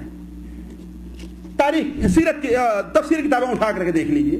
حضرت عبداللہ ابن عباس رضی اللہ عنہ بیان فرماتے ہیں، کچھ لوگ مکے میں تو مسلمان پہلے ہو گئے تھے، لیکن جب ہجرت کا اعلان ہوا اور ہجرت کرنے لگے تو ان کی بیویاں رونے لگی کہ ہمیں کہاں چھوڑ کر کے جاؤ گے، ہمیں کون کھلائے پلائے گا؟ ان کے بچوں نے ان کے پیر پکڑ لیے کہ مجھے چھوڑ کر کہاں جا رہے ہیں، کیوں آپ مجھے چھوڑ کر کے جا رہے ہیں؟ نتیجہ یہ ہے کہ بیویوں اور بچوں کی محبت میں وہ مکے ہی میں رہ گئے، مدینہ منورہ ہجرت کر کے نہیں آئے۔ لیکن جب فتوحات حاصل ہو گئیں، مسلمانوں کو ہر طرف سے کامیابی ملنے لگی، تو کچھ دنوں کے بعد جب مدینہ منورہ تشریف لے آئے تو کیا دیکھتے ہیں کہ ان کے وہ ساتھی جو مکہ میں ان کے ساتھ رہتے تھے، ان کے ساتھ پڑھتے اور سیکھتے تھے، یہاں آ کر کے ان سے بہت آگے بڑھ گئے ہیں، ان سے بہت آگے بڑھ گئے ہیں۔ اب انہیں غصہ ہوا کہ مدینہ میں نہ کشتی میں ہم سے جیتتے تھے، نہ قرآن یاد کرنے میں ہم سے جیتتے تھے، نہ علم مکہ میں نہ علم حاصل کرنے میں ہم سے جیتتے تھے، لیکن مدینہ منورہ ہم سے پہلے آئے تو ہم سے آگے بڑھ گئے ہیں۔ بلکہ ایک بار ایسا بھی ہوا، آگے بڑھنے کا معاملہ دیکھ لیے، سورہ حشر کے اندر ہے، سورہ المجادلہ میں، کہ ایک مجلس میں اللہ کے رسول صلی اللہ علیہ وسلم تقریر بیٹھے تھے، صحابہ کرام آپ کے قریب بیٹھے ہوئے تھے، کچھ ایسے سابقین اولین میں سے بعض صحابی جو پیچھے رہ گئے تھے اس مجلس میں آئے اور کھڑے ہو کر کے انتظار کر رہے ہیں کہ انہیں بیٹھنے کی جگہ ملے۔ تو آپ نے لوگوں سے کیا کہا کہ کنارے ہو جاؤ، انہیں بیٹھنے کا مقام دے، ہے کہ نہیں؟ اور اللہ تعالیٰ نے آیت نازل فرمائی کہ یا ایھا الذین آمنوا اذا قیل لکم تفسحوا فی المجالس فافسحوا واذا قیل انشزوا فانشزوا۔ اے ایمان والو، اگر تم سے کہا جائے مجلس میں جگہ کرو، جگہ بنا دو، اور اگر اللہ کے نبی یہ کہتا تم اٹھ جاؤ فلاں کو بیٹھنے دو تو تمہیں اٹھ جانا ہوگا۔ کیوں؟ اس لیے کہ جسے بیٹھنے کے لیے کہے اس کا علم تم سے زیادہ ہے۔ تو جب بعد میں ہجرت کرنے والے صحابہ نے دیکھا کہ جو مکہ میں ان سے کسی چیز میں زیادہ نہیں تھے آج ان سے آگے بڑھے ہوئے ہیں، تو گھروں میں جا کر کے اپنی بیوی اور بچوں کو مارنا شروع کر دیا کہ تمہاری ہی وجہ سے ہم پیچھے رہ گئے ہیں، تم نے نہ روکا ہوتا، تم ہمارے سامنے روئے نہ ہوتے تو ہم بھی آج اس مقام تک پہنچ گئے ہوتے ہیں۔ تو اللہ تعالیٰ نے آیت نازل فرمائی کہ اب پریشان ہونے سے کیا بات، کیا فائدہ ہے، اب چھوڑ دو، درگزر فرماؤ، چلو اگر تم اپنے ایمان میں سچے ہو، اپنے اخلاص میں، اپنی ہجرت میں سچے ہو تو اللہ تعالیٰ تمہیں معاف کرنے والا ہے۔ تو عرض کرنے کا مقصد یہ ہے ساتھیوں، خواہشات کی پیروی بھی انسان کو علم حاصل کرنے سے روکتی ہے۔ آج ہمارے بہت سے بھائی سیکھنا چاہتے ہیں لیکن دکان نہیں بند کرنا چاہتے، سیکھنا چاہتے ہیں لیکن اپنا مال کا نقصان نہیں کرنا چاہتے، سیکھنا چاہتے ہیں لیکن اپنی نوکری کا نقصان نہیں کرنا چاہتے، جس کی وجہ سے علم کے اندر پیچھے رہ جایا کرتے ہیں۔ اور ایک وجہ کیا بنتی ہے شیخ؟ بلا تکلف بتائیں کتنا وقت ہے؟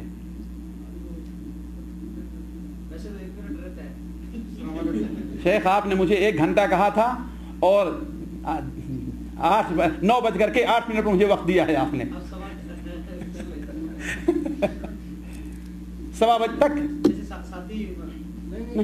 نہیں، ٹھیک ہے، میں 1:15 تک جو ہے اپنی بات کو ختم کرنا چاہتا ہوں۔ دیکھیے اسی طریقے ساتھیوں تیسری چیز جو ہمیں یا ہمارے ان بھائیوں کو جو یہاں پر آنا نہیں چاہتے انہیں جو روکتی ہے باپ دادا کی پیروی ہے، کہ باپ دادا سے ایک کام چیز سنتے چلے آئے ہیں، کرتے چلے آئے، دیکھتے چلے آئے ہیں، اور یہ بڑی اہم چیز ہے اور عام طور پر لوگ اس کے اندر مبتلا۔ کتنے بھائیوں سے کو منع کرو کہ ہاں بھائی یہ کام نہ کرو، یہ بدعت ہے، تو کیا کہیں گے؟ ارے ہمارے باپ دادا جاہل تھے۔ بلکہ آج ہمارے پاس ایک صاحب آئے اور وہ دنیاوی کچھ رسم کی بات کرنے لگے تو کہے ہاں بھائی مجھے عقیقے کے موقع پر اپنے بہن کو 2100 روپے تو دینے ہیں۔ کتنا؟ شیخ کبھی عقیقہ ہے، شاید وہ بھی اپنی بہن کو دے، اس لیے یاد کر جا رہا ہوں، شیخ بچے کا عقیقہ ہے کہ نہیں، کتنا دینا ہے؟ 2100 روپے۔ تو کہا چاہے کچھ نہ کریں ہم، لیکن یہ 2100 روپے چونکہ باپ دادا چلا رہا ہے یہ تو ہم دیں گے۔ تو بدعات سے بچنے میں، شرک سے دور رہنے میں، علم حاصل کرنے میں ساتھیوں ہمارے سامنے بہت بڑی رکاوٹ کیا رہتی ہے؟ یہی باپ دادا کی پیروی رہا کرتی ہے، خاندان کے عادات رہا کرتے ہیں، اپنی قوم کے دستور جو رہا کرتا ہے، یہ ہمیشہ یہ رکاوٹ بنتا ہے۔ اس لیے اس سے پیچھا چھڑانا چاہیے۔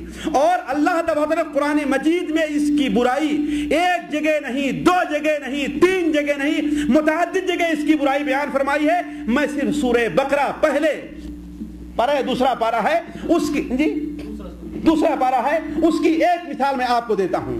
وَإِذَا قِيلَ لَهُمُ اتَّبِعُوا مَا أَنزَلَ اللَّهُ قَالُوا بَلْ نَتَّبِعُ مَا أَلْفَيْنَا عَلَيْهِ آبَاءَنَا۔ جب ان سے کہا جاتا ہے کہ قرآن کی اتباع کرو، رسول کی باتوں کو مانو، تو کیا کہتے ہیں کہ نہیں نہیں، بل نتبع ما الفینا علیہ آباءنا، ہم تو اسی راستے پر چلیں گے جس راستے پر ہمارے باپ دادا چلتے رہے ہیں۔ بخاری شریف کھول کر کے دکھا دیجئے، آپ قرآن مجید کھول کر کے انہیں سنا دیجئے، تفسیر ابن کثیر کھول کر کے انہیں پڑھ کر کے سنا دیجئے، لیکن وہ ماننے کے لیے تیار نہیں ہے۔ کیوں؟ اس لیے کہ باپ دادا اس کے اوپر عمل کرتے چلے آئے ہیں۔ باپ دادا اگر 11ویں کا فاتحہ دیتے آئے ہیں تو ہم اسے کیسے چھوڑ دیں؟ ہے کہ نہیں ہے؟ یہ بہت بڑی رکاوٹ ملتی ہے حق کو قبول بنتی ہے، حق کو قبول کرنے میں اور دین کے راستے پر آنے میں۔ اور بہت سے لوگ یہاں اسی لیے آنے سے لوگوں کو روکتے ہیں اور نہیں آنا چاہتے۔ کیوں؟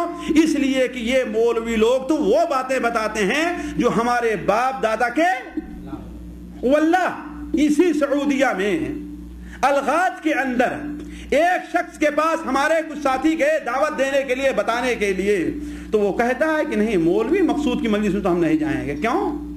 اس لیے کہ یہ تو وہ باتیں بتاتا ہے جو ہمارے باپ دادا کے راستے کے خلاف ہے۔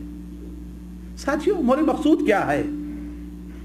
کس کھیت کی مولی ہے وہ؟ کس کھیت کی بتھوا ہے؟ اس کی کیا اہمیت ہے؟ اس کی کیا حیثیت ہے؟ دیکھو اس کا رب کیا کہہ رہا ہے، اس کا رسول کیا کہہ رہا ہے۔ قرآن کو مانو، حدیث کو مانو، مقصود اور مولوی کی بات کو ماننے تم نہ آؤ، باپ دادا کے طریقے کو چھوڑو۔ اس لیے کہ ذرا سوچو، تم یہ بات کہہ رہے ہو کہ ہمارے باپ دادا کیا بیوقوف تھے، اسی طریقے سے تمہارے بعد جو بچے آئیں گے ان کی بھی یہی دلیل بنے کیا ہمارے باپ دادا بیوقوف تھے، ہے کہ نہیں ہے؟ اس طریقے سے کوئی اس کا مطلب علم حاصل نہیں کر سکے گا۔ تو اللہ تعالیٰ فرماتا ہے اولو کان آباؤہم لا یعقلون شیئا ولا یہتدون، کیا اگرچہ ان کے باپ نہیں عقل رکھتے تھے، سمجھتے نہیں تھے اور گمراہی کے راستے پر تھے، تو ان کی مثال کیا ہے؟ وہی مثال ذرا آپ سن لیجیے۔ وَمَثَلُ الَّذِينَ كَفَرُوا كَمَثَلِ الَّذِي يَنْعِقُ بِمَا لَا يَسْمَعُ إِلَّا دُعَاءً وَنِدَاءً، ہے کہ نہیں بھائی صاحب؟ ان کی مثال کیا ہے؟ جس طریقے سے چرواہا ہے اپنے جانور کو پکارتا ہے، چیخ لگاتا ہے، جانور اس کی چیخ اور پکار کو تو سن رہا ہے لیکن کچھ سمجھ نہیں رہا ہے وہ کیا کہہ رہا ہے۔ اسی طریقے سے ان کی مثال ہے، باپ دادا کے راستے پہ چلے تو جا رہے ہیں لیکن سمجھتے نہیں کہ حق کہاں ہے اور ناحق کہاں۔ تو لوگوں کو حق قبول کرنے میں، دین سیکھنے میں، علم سیکھنے میں سب سے بڑی رکاوٹ کیا پڑتی ہے؟ اسی لیے حضرت حافظ ابن حجر رحمہ اللہ اپنی کتاب الاصابہ کے اندر نقل کرتے ہیں کہ عمرو ابن عاص رضی اللہ تعالی عنہ سے ان کے بیٹے عبداللہ نے عبداللہ ابن عمرو ابن عاص، بیٹا باپ سے افضل اور بیٹا باپ سے بڑا عالم تھا، اور دونوں کی عمر میں صرف 11 سال کا فرق تھا۔ باپ اپنے بیٹے سے کتنا بڑا تھا؟ صرف 11 سال کا بڑا۔ مانیں گے؟ ماننا ہی پڑے گا۔ صحیح کہا ہے آپ نے، نہیں صحیح کہا، جب کتاب میں ہے تو ماننا ہی پڑے گا، ہے کہ نہیں؟ دونوں میں صرف کتنا فرق تھا؟ 11 سال کا فرق تھا۔ لیکن عمرو ابن عاص عرب کے جو ہوشیار اور عقل مند، معاملہ فہم اور سمجھدار لوگ مانے جاتے تھے، ان میں ایک نام عمرو بن العاص رضی اللہ تعالی عنہ کا ہے۔ اور اللہ کے رسول صلی اللہ علیہ وسلم نے ان کے بارے میں واللہ ایک حدیث بیان فرمائی ہے جسے عمرو بن عاص کو اگر ایک طرف رکھا جائے جس حدیث کی روشنی میں، اور ہم جیسے جتنے لوگ یہاں پر موجود ہیں اور ایسے ہزاروں لاکھوں لوگوں کو ترازو کے ایک پلے میں رکھا جائے تو عمرو بن عاص بھاری پڑ جائیں گے۔ کیا کہا تھا آپ نے؟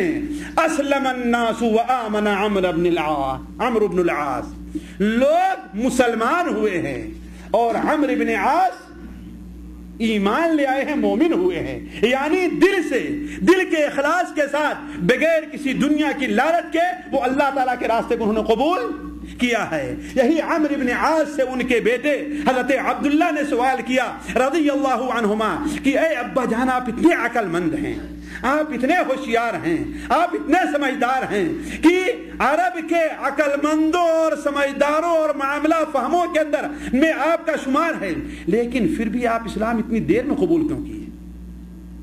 عمرو بن عاص اسلام کب قبول کیے ہیں جی؟ صلح حدیبیہ کے بعد. اور کہاں اسلام قبول کیا ہے انہوں نے, معلوم ہے کسی کو جی؟ ایک سوال ہے, ایک صحابی ہیں جو بڑے عظیم صحابی ہیں اور تابعی کے نام پر مسلمان ہو رہے ہیں, تابعی کے ہاتھ پر مسلمان ہو رہے ہیں.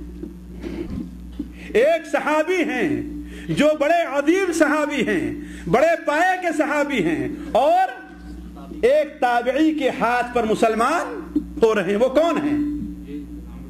کہاں اسلام قبول کیا تھا انہوں نے؟ حبشہ میں نجاشی کے ہاتھ پر اسلام قبول کیا تھا, حبشہ میں.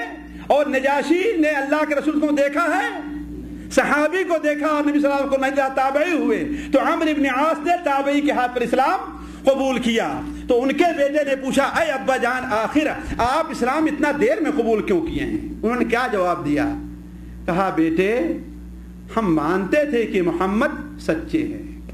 جس طریقے سے ہمارے یہاں الغات میں اور یہاں بھی مذنب میں لوگ کہتے ہوں گے کہ ہم مانتے ہیں کہ مولوی عبد الرحمن جو ہے بڑے اچھے ہیں, ہمارا ان سے کوئی اختلاف نہیں ہے, کوئی اختلاف نہیں ہے. اور اگر کوئی دنیاوی کام ہوتا ہے تو وہ لوگ دوڑ کر کے کام کر بھی دیتے ہیں, لیکن بات سننے کے لیے کیوں تیار نہیں ہوتے, سیکھنے کے لیے کیوں تیار نہیں ہوتے؟ کہتے ہیں ہمارا ان کا راستہ الگ الگ ہے بات صحیح کہ نہیں صحیح؟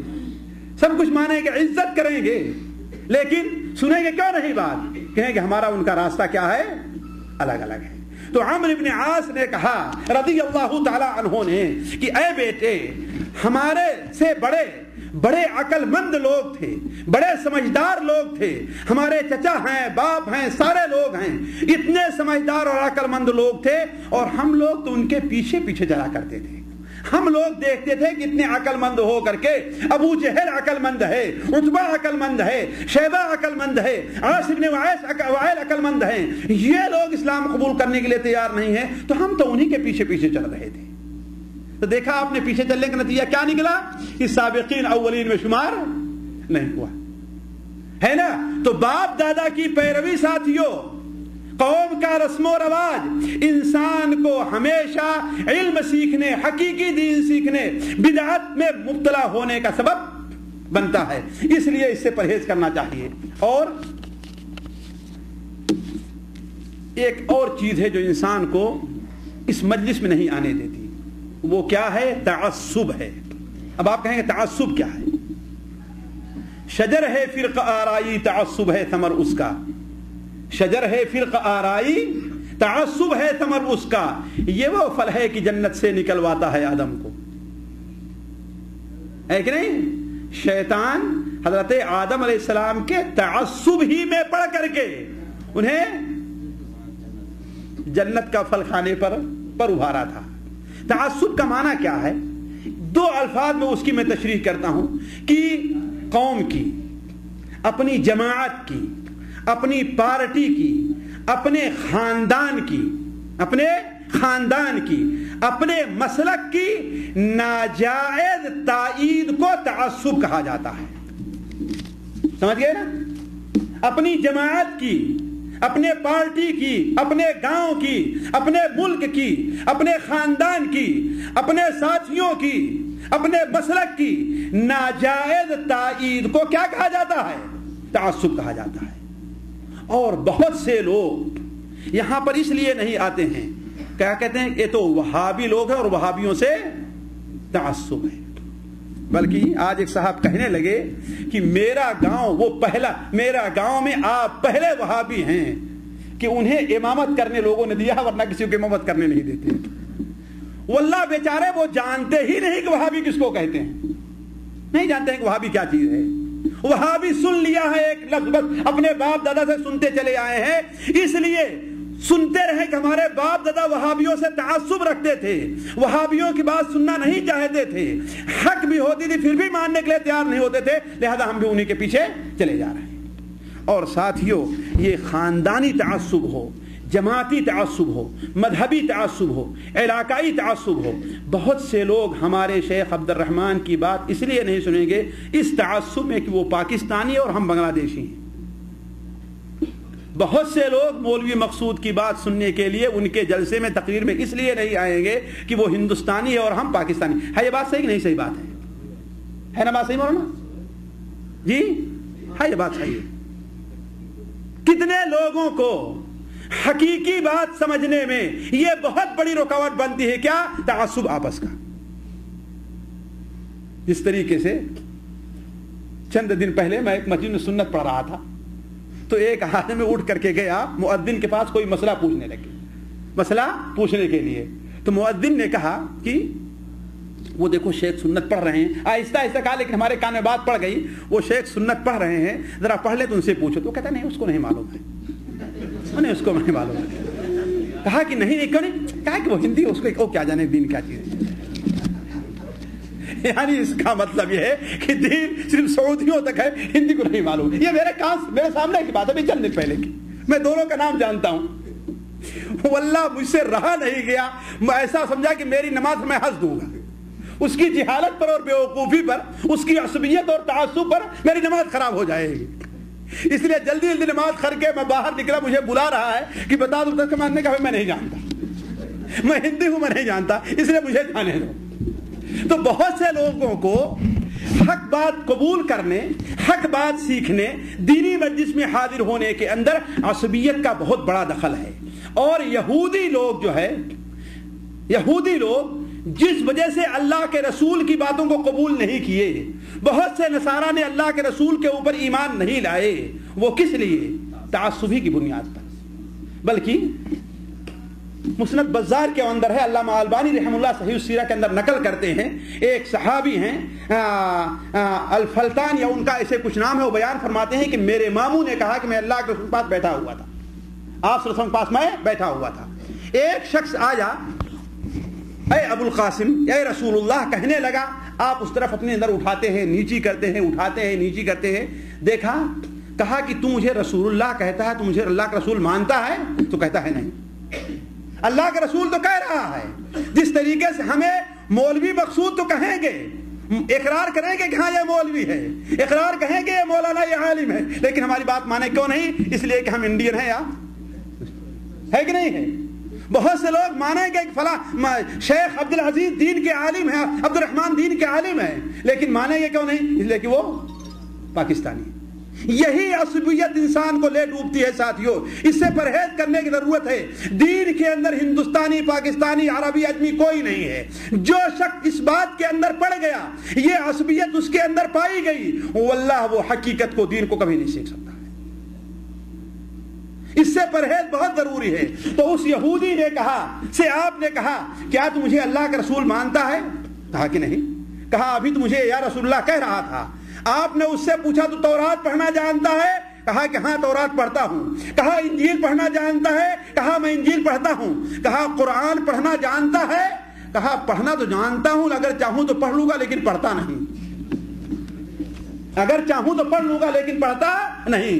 तो कहा तुझे उस जात की कसम जिसने तुझे तुझे तौरात पढ़ना सिखाया, उस जात की कसम जिसने तुझे इंजील पढ़ना सिखाया, आया मेरी सिफात को, मेरे तज़किरे को अपनी किताब तौरात में पाता है कि नहीं पाता है? वो कहता है कि हाँ पाता हूं, मुझे मालूम है कि आपकी सिफात क्या होगी, और ये भी मालूम था आप जिस जगह पर आएंगे उस जगह की सिफात क्या होगी। इसीलिए आप लोग ये बात जान लें, मदीना मुनव्वरा जो है यहूदियों का असल मकाम नहीं है। वो मदीना मुनव्वरा में आकर क्यों आबाद हुए थे? इसलिए कि अपनी किताबों में पढ़ते थे कि आखिरी नबी जो पैदा होगा वो ऐसी ऐसी सिफात वाली जमीन में हिजरत करके आएगा। तो यह सिफात उनको या तो उला में मालूम, उला के बारे में वह सिफातें साबित हो रही थी, या तो फिर मदीना मुनव्वरा। इसलिए कुछ यहूदी उला और खैबर में आकर के आबाद हुए थे, और कुछ यहूदी कहां आकर के आबाद हुए? वरना जजीरे अरब में ये मकाम यहूदियों के मकाम नहीं थे। تو کہا ہمیں یہ معلوم ہے کہ آپ کی صفات کیا ہیں، صادق بھی آ رہی ہیں اس زمین کے اوپر بھی، لیکن جب آپ آئے اور ظاہر ہوئے اور آپ بنو اسماعیل سے تھے تب ہم نے سمجھ لیا کہ آپ نہیں ہیں۔ وہ یہ تعصب دیکھیے، ہمارے خاندان سے آپ نہیں ہیں۔ اگر پاکستانی آپ مولوی صاحب ہوتے تب تو ہم آپ کی بات ماننے کے لیے تیار تھے، اگر آپ بنگلہ دیشی ہوتے تب تو ہم آپ کی بات ماننے کے لیے تیار تھے، لیکن چونکہ آپ انڈین ہیں، ہم سعودی، آئی ایم سعودی، اس لیے میں تمہاری بات ماننے کے لیے تیار نہیں ہوں۔ ہمارے ایک ساتھی ایک مجلس میں بیٹھے ہوئے تھے سعودی، انہوں نے مجلس میں کوئی مسئلہ چھڑ گیا تو انہوں نے کہا تھا ٹیلی فون کہ میں ابو کلیم سے پوچھتا ہوں، میں ابو کلیم سے پوچھتا ہوں۔ اس مجلس میں بیٹھا ہوا ایک انسان کہتا بس ہندی ہی رہے گا مسئلہ پوچھنے کے لیے اور کوئی نہیں ہے۔ یہ مثالیں دیتا ہوں، اگر آپ سوچیں بہت مثالیں ایسی پائی جائیں گی۔ تو اس یہودی نے کیا کہا، لیکن چونکہ آپ بنو اسماعیل سے ہیں اس لیے ہم سمجھ گئے کہ آپ وہ نہیں ہے جس کا ہم انتظار کر رہے ہیں۔ کہا وہ کیوں؟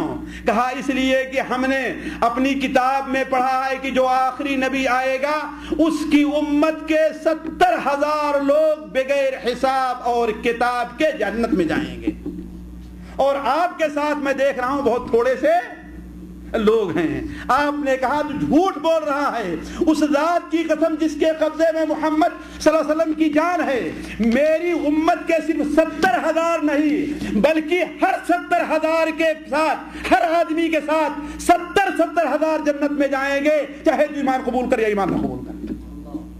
تو عرض کرنے کا مقصد اسے کس نے دور رکھا دین سے؟ تعصب کی، اور اسی تعصب کا ایک حصہ حسد بھی ہے، ایک حصہ حسد بھی ہے، اور حسد بہت بری بلا ہے۔ حسد کیا چیز ہے ساتھیوں؟ سوچیں آپ، اگر مل جائے تو میری کیسٹ حسد کی برائی آپ لوگ سن لیں گے، ہے نا؟ حسد کیا چیز ہے؟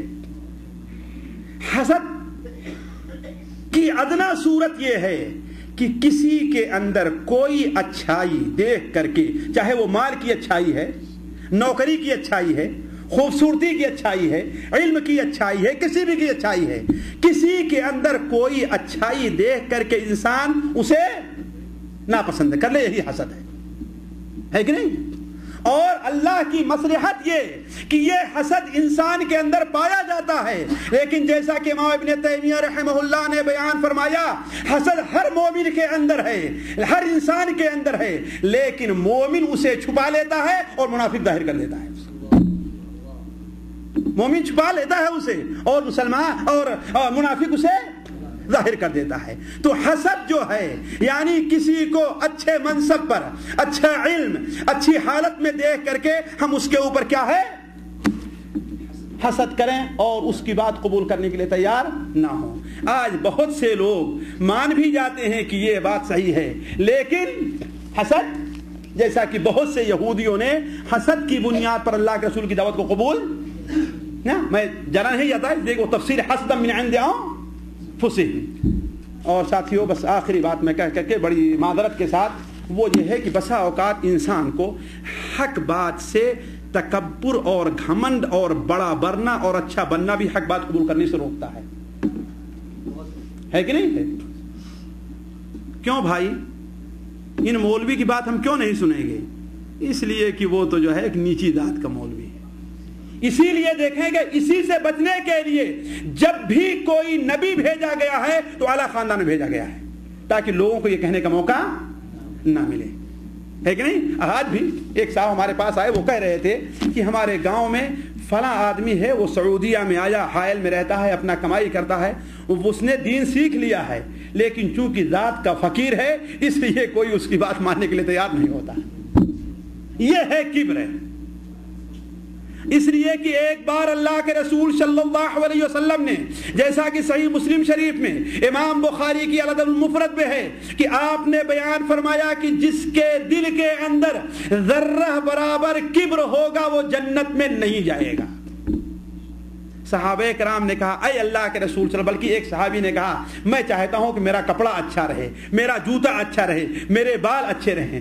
آپ نے فرمایا یہ حسد نہیں ہے، اصل حسد کیا ہے؟ وَلَكِنَّ الْحَسَدَ وَلَكِنَّ الْكِبْرَ غَمْتُ النَّاسِ بَطَرُ الْحَقِّ وَغَمْتُ النَّاسِ۔ اصل کبر اور گھمنڈ کیا ہے؟ اصل کبر اور گھمنڈ کیا ہے؟ بطر الحق، حق بات کا انکار کر دینا ہے، وغمت الناس، اور لوگوں کو اپنے سے حقیر سمجھنا ہے۔ واللہ اگر آپ سوچ لے جائیں تو بہت سے لوگ جیسے ابھی مثال دیا، ان میں اپنے کو بڑے پن اور کبر کا بھی ایک درجہ ہے، اس وجہ سے لوگ حق بات کو قبول نہیں کرتے۔ کوئی پاکستانی ہمارا بھائی، کوئی بنگالی مولوی چاہے جتنی دلیلیں دے کر کے، بات یہ واقع ہے، بات ہمارے پاکستانی بھائی ناراض ہوں گے، میں معذرت چاہوں گا، عام طور پر جو رجحان ہے، ورنہ ہر ایک کی بات نہیں ہے، بنگالی چاہے کوئی ہزاروں دلیلیں دے کر کے آ جائے لیکن جلدی اس کی بات قبول کرنے کے لیے تیار نہیں ہے۔ اور صرف پاکستانی نہیں، ہمارے وہ انڈین بھائی جو یو پی کے ہیں اور دلی کے ہیں اور بامبے وغیرہ کے اس علاقے کے ہیں، یعنی وہ جلدی قبول کرنے کے لیے تیار، بنگالی اس کو کیا آتا ہے بات صحیح کہ نہیں صحیح ہے؟ لیکن دینی علم دین جو ہے یہ کسی کی میراث نہیں ہے ساتھیوں، ہے کہ نہیں ہے؟ علم دین یہ کسی کی میراث نہیں ہے، صحابہ کرام رضوان اللہ علیہم اجمعین، ہے کہ نہیں؟ ان میں ذرا سوچئے، حضرت عمر فاروق رضی اللہ تعالیٰ عنہ نے عتاب ابن اسید سے پوچھا کہ تم میرے پاس جب آئے ہو تو مکہ پر کس کو امیر مقرر کیا ہے؟ کس کو امیر مقرر کیا ہے؟ تو مجھے نام بھول رہا ہے، کہا فلاں کے غلام کو۔ کہا ارے اللہ کے بندے، تم نے قریش کے اوپر، وہ بھی قریش کے گھر میں، مکے میں، تم نے قریش کے اوپر ایک غلام کو امیر مقرر کر دیا ہے۔ کہا کہ اے امیر المؤمنین، ہم نے دیکھا کہ ان میں قرآن مجید کا سب سے بڑا عالم وہ تھا، حدیث کا حلال حرام کا سب سے زیادہ علم رکھنے والا وہ تھا، اس لیے ہم نے اسے وہاں پر مقرر کیا ہے۔ حضرت عمر فاروق نے کیا کہا؟ ہاں، یہ قرآن، اس قرآن کے ذریعے اللہ تبارک و تعالی بہت سے لوگوں کو اوپر اٹھاتا ہے، جو اس قرآن کو یاد کرتے ہیں، حافظہ رکھتے ہیں، اور جو نہیں کرتے وہ۔ اسی لیے صرف ایک مثال دے کر کے، مدینہ منورہ میں ان کو سعودی نیشنلٹی مل گئی ہے، ڈاکٹر ضیاء الرحمن عمری، سنا ہے نا، ہم نے دیکھا ہوگا، ڈاکٹر ضیاء الرحمن عمری، ان کی عربی میں بہت کتابیں ہیں، جامعہ اسلامیہ کے اندر وہ لیکچرار تھے، ان کو نیشنلٹی مل گئی، اور وہ اصل کیا تھے؟ ہندو تھے۔ ایک لمبا قصہ ہے، اور اردو میں ایک کتاب آئی ہے، ہم مسلمان کیوں ہوئے، ہم مسلمان کیوں ہوئے، اس میں ان کا تذکرہ بڑا دلچسپ ہے، آپ لے کر کے دیکھ کے پڑھ لیں گے۔ وہ بیان کرتے ہیں کہ جب میں مسلمان ہوا تو مجھے اپنے خاندان والوں سے خطرہ ہوا، تو کیا ہوا، مجھے لوگ پہلے بامبے بھیجے، پھر بامبے سے عمرآباد مدراس گیا، ہے کہ نہیں ہے، تاکہ خاندان والوں سے دور چلے جائیں، وہاں پڑھا، تو اس کے بعد مجھے کہاں جگہ مل گئی؟ مدینہ منورہ میں پڑھنے کی، اور بلکہ ازہر میں بھی انہوں نے ڈاکٹریٹ کیا، اس کے بعد مدینہ منورہ جامعہ یونیورسٹی کے اندر، اسلامیہ یونیورسٹی میں وہ کیا بن گئے؟ لیکچرار بن گئے۔ تو کہتے ہیں کہ مدراس سے 2 سال کے بعد میں گیا تو رمضان کا موقع اور عید ہونے والی تھی، پورے علاقے میں اعلان کر دیا گیا کہ عید کی نماز کون پڑھائے گا؟ ضیاء الرحمن پڑھائیں گے۔ تو کہا بہت سے ہندو صرف یہ دیکھنے کے لیے آ گئے تھے کہ ایک ہندو کا لڑکا، ہندو مذہب ماننے والا، مسلمان ہوا ابھی 2 سال بھی نہیں گزرے ہیں کہ وہ اتنے مسلمانوں کی امامت کرنے جا رہا ہے۔ تو یہ ہے ہمارا اسلام ساتھیوں، اس میں اپنے کو بڑا بننا نہیں ہے۔ جو علم رکھتا ہے وہ چاہے پاکستانی ہو یا بنگلہ دیشی ہے، وہ انڈین ہے یا کہیں کا رہنے والا ہے، اس کی بات ماننی چاہیے، اس سے علم حاصل کرنا چاہیے۔ ساتھیوں، مجھے احساس ہے کہ میں بہت باتیں بڑے اختصار کے ساتھ آپ کے سامنے رکھا، اسے تفصیل سے نہیں بیان کر سکا، اس کے لیے معذرت چاہوں گا۔ البتہ یہ ہے کہ یہی بنیادی چیزیں ہیں جو انسان کو علم کی مجلس میں حاضر ہونے یا علم حاصل کرنے سے روکتی ہیں۔ اللہ تبارک و تعالیٰ سے دعا ہے کہ اللہ تبارک و تعالیٰ ہمیں اور آپ کو علم حاصل کرنے، علم کو سیکھنے، قرآن حدیث کا علم حاصل کرنے اور اس کے مطابق عمل کرنے کی توفیق عطا فرمائے۔ اللہ تعالیٰ ہمارا اور آپ کا یہاں پر اکٹھا ہونا قبول کرے، یہاں جمع ہونے کی برکت سے اللہ تعالیٰ ہمارے اور آپ کے گناہوں کو معاف کرے۔ سبحانک اللہم و بحمدک، اشہد ان لا الہ الا انت، استغفرک و اتوب الیک۔ وقت ہے کہ آپ بعد میں جواب دے دیں گے، وقت تو نہیں ہے لیکن